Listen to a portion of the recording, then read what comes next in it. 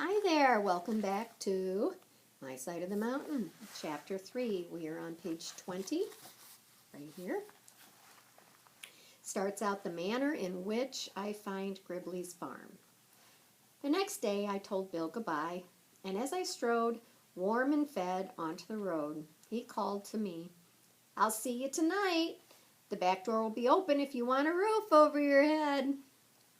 I said, "Okay," but I knew I wouldn't see Bill again. I knew how to make fire, and that was my weapon. With fire, I could conquer the Catskills. I also knew how to fish. To fish and to make fire. That was all I needed to know, I thought. 3 rides that morning took me to Delhi. Somewhere around here was great-grandfather's beech tree, with the name Gribley carved on it. This much I knew from Dad's stories. Beech is a kind of tree. It is not spelled the same as if you were going to go to the beach and go swimming. By 6 o'clock, I had not found anyone who had ever heard of the Gribleys, much less Gribley's Beach, and so I slept on the porch of the schoolhouse and ate chocolate bars for supper.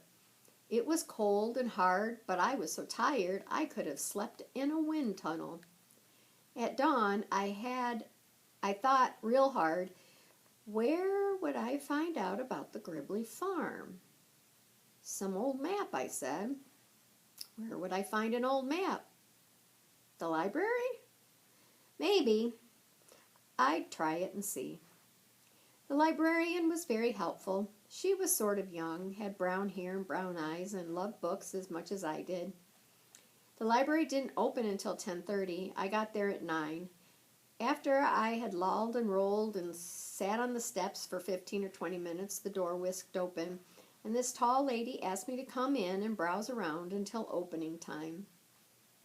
All I said to her was that I wanted to find old Gribley's farm and that the Gribleys hadn't lived on it for maybe 100 years and she was off.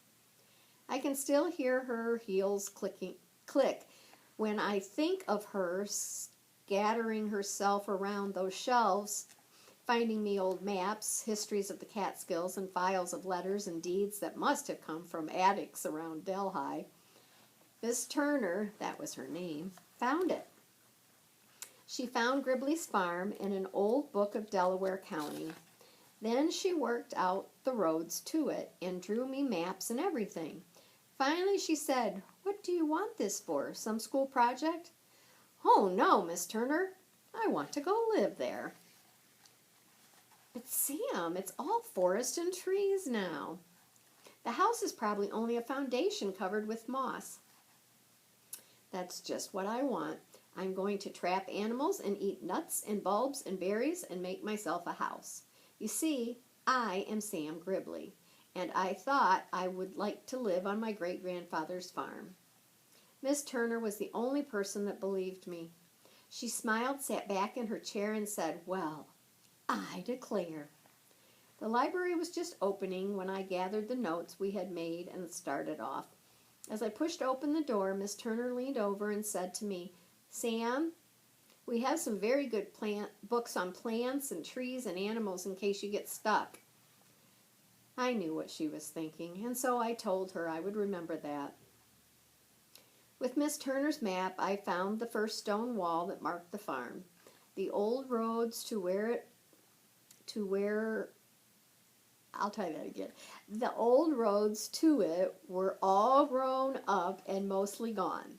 But by locating the stream at the bottom of the mountain, I was able to begin at the bridge and go north and up 1.5 miles. There, caterpillaring around boulders, roller coastering up ravines and down hills, was the mound of rocks that had once been great-grandfather's boundary fence. And then, do you know, I couldn't believe I was there.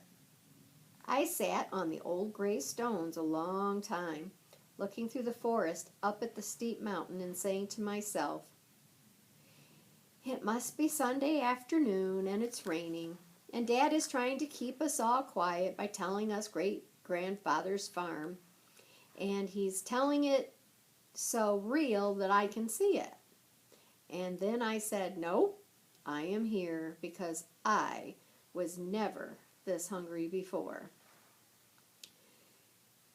I wanted to run all the way back to the library and tell Miss Turner that I had found it, partly because she would have liked to have known, and partly because Dad had said to me as I left, "If you find the place, tell someone at Delhi I may visit you someday." Of course, he was kidding, because he thought I'd be home the next day, but after many weeks, maybe he would think I meant what I said, and he might come see me. However, I was too hungry to run back. I took my hook and line and went down the mountain to the stream. I caught a big old catfish. I climbed back to the stone wall in great spirits. It was getting late, and so I didn't try to explore. I went right to work making a fire. I decided that even if I didn't have enough time to cut boughs for a bed, I was going to have cooked fish and a fire to huddle around during those cold night hours. May is not exactly warm in the Catskills. By firelight, that night I wrote this. Dear Bill, that was the old man.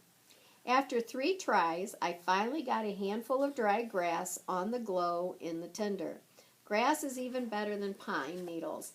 And tomorrow I am going to try the outside bark of the river birch.